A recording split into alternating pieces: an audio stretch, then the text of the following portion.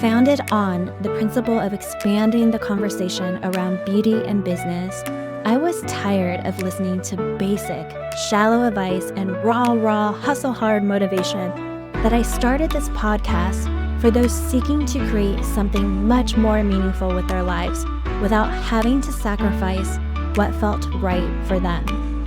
A bit of a rebel, I don't do business like most people, and it served me well. So if you're a bit of a rule breaker yourself, seeking for a place to go deep without judgment and bridge a bit of the woo with the work, then you're in the right place. After 25 years of being a serial entrepreneur, I now know that the level of financial success you have is in direct proportion to the level of your own personal growth. So without further ado, welcome to the Beauty Expanded podcast. Hey guys, welcome back to the Beauty Expanded podcast. This episode this month is going to be a little bit shorter. I am actually at home right now in between some big meetings this week. There are a lot of things brewing that will completely change my business. Big meetings, but I can't say anything just yet because usually when something is in the birth stage, in the sense of like it hasn't fully manifested, I believe is the time where you need to be a little bit more protective of it because it's so fragile, so new, that the energetics of it and frequency are just more vulnerable. If you speak out to it too soon, or maybe in the environment that it can't necessarily support or uphold it, I think can be a very bad decision because things can get wonky, people can be triggered, everyone has an opinion. And so that's why I'm not saying anything just yet. But I'm also at the same time very grateful for any and all the opportunities this week. The fact that I'm in my business right now and I am having these conversations and having these meetings with people, talking about huge numbers is really great. Like I'm very proud of myself because some of these numbers that we're throwing out are things that would have been so far above my head years ago that I would almost think it was impossible. So with that being said, I wanted to share something with you guys because as I'm waiting for this meeting to start, I was looking over a journal of mine that I haven't opened up in a while, but I keep them. And it was from an event, or actually a few events that I participated in last year in a business mentorship that I invested in. And last year was the most that I'd ever invested in coaching programs, mentorships, business programs, all the things. I had spent close to $75,000, if not $80,000 on programs last year, courses, trainings, all of that for my own personal growth. And in some ways, especially at the end of the year when I was giving all my information to my CPA and accountant, I was like, wow, like to think that there's a lot of people that won't even make that in a year. And here I am investing that sort of money in personal growth is mind-boggling to me.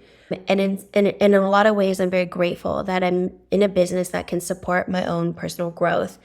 And the reason why I believe mentorships and coaching programs are so important is because you are blind to your own blind spots. And I know as much as I love my family and I love that they are always so supportive of me, no one in my family owns a multi-million-dollar business. Nobody in my family is successful to like that extent. And so I am not going to learn how to scale my business in the way that I want by the advice that my family can give me because they just can't give me any advice because they don't have that experience and the knowledge.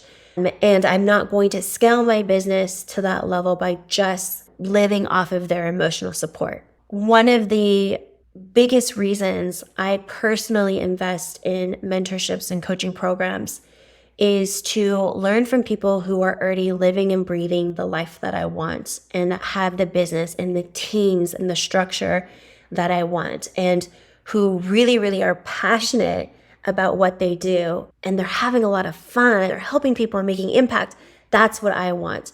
And so in order for me to learn how to do that for myself, I need to be in rooms where I can learn from them because they think of things differently. They structure things differently. Like the mere fact that they have what most people want and will never have is because they have learned a lot and have done things that most people are not willing to do. And that is probably the biggest reason why I am where I am today. Because even though I've invested like upwards of $70,000 in mentorships in the past, I've also seen my business grow that much as well, which really confirms to me that my business's growth is a direct reflection of my own personal growth.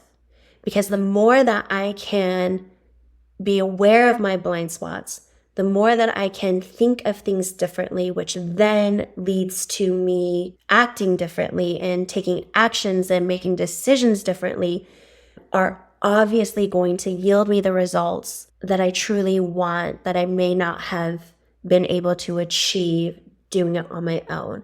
And the other thing that I've noticed being a serial entrepreneur for years and years and years, owning my own business for years and years and years, is when it comes down to it, mindset is everything. Mindset is everything.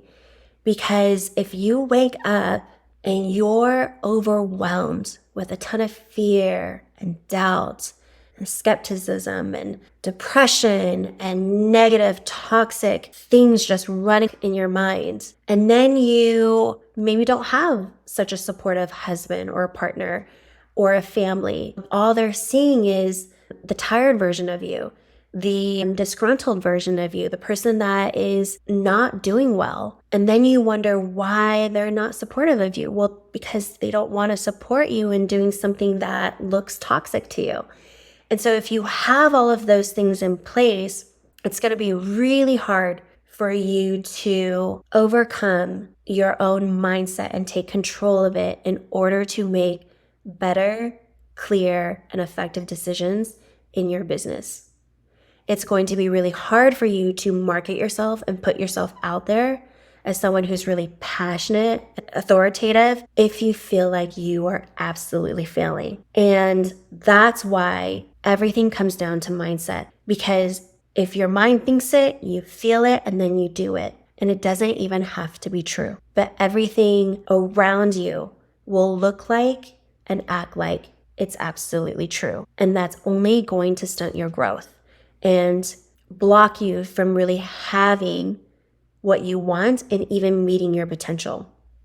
And so oftentimes when I'm in these rooms with multimillionaires and really successful entrepreneurs and other go-getters who really want to grow as well, you always walk away feeling more inspired. You walk away with some really great connections that are going to ultimately grow your business. But more importantly is you come back to what's true. And what I mean by that is no matter what your religious take is or your spiritual take is source, God, whatever you want to call it, universe, created you and put you on this earth for something. And that something is not supposed to be negative. Like a baby doesn't come into this world feeling like they're not supposed to be here or that it's somehow a mistake. And they don't come into this world feeling like a failure. And so oftentimes with these mentorships, I come back feeling much more grounded in my own life purpose. And I come back feeling much stronger and convicted in what it is that I'm supposed to be doing. And then it's an interesting phenomenon because I'm human as everyone else is that like negative feedback and chatter that kind of like is in the back of your mind tends to get very quiet because I'm taking full ownership of my own power. And that's really stepping into like that personal power. And then you take that energy and that frequency and you start the Monday and you start the week off with me. And I am carrying myself at a different resonance. I am doing consults and talking to clients at a different frequency and level of authority that, again, is the catalyst for helping my business to grow. And so as I was reviewing this journal, I came across this page that I wanted to share with you guys. And let me bring it up. It was an exercise that they had us do. And I wanted to share with you guys what I actually wrote, because I think it will be helpful for you too. Okay. So they had us do this exercise and they had us journal. And the question that we had to answer was, if I had 10 times the confidence more than I have now, what would I be doing? And this is what I wrote. So the first thing I wrote was, hire out everything that doesn't light me up. I also wrote, not even a glitch of comparison. A knowing that I'm on my own journey to success. I have created a business 100% on my own terms. I love this one. I wrote, competitors who, I'm in my own lane, own my truth, and I don't give a, as you know the bad word. And so I love being able to reflect on this moment in my life and just reflecting on this, because how powerful of a question. So if I had 10 times the confidence that I have right now, what the heck would I be doing? And these are things that just like came out of me, right? So it's a little bit of that intuitive like flow. First things first is I'm like, I will hire out everything that doesn't light me up, which is so important. And I'm in the process of doing that. I'm like the queen of outsource. It gets addicting. You get to a point where you're like, what other things can I outsource?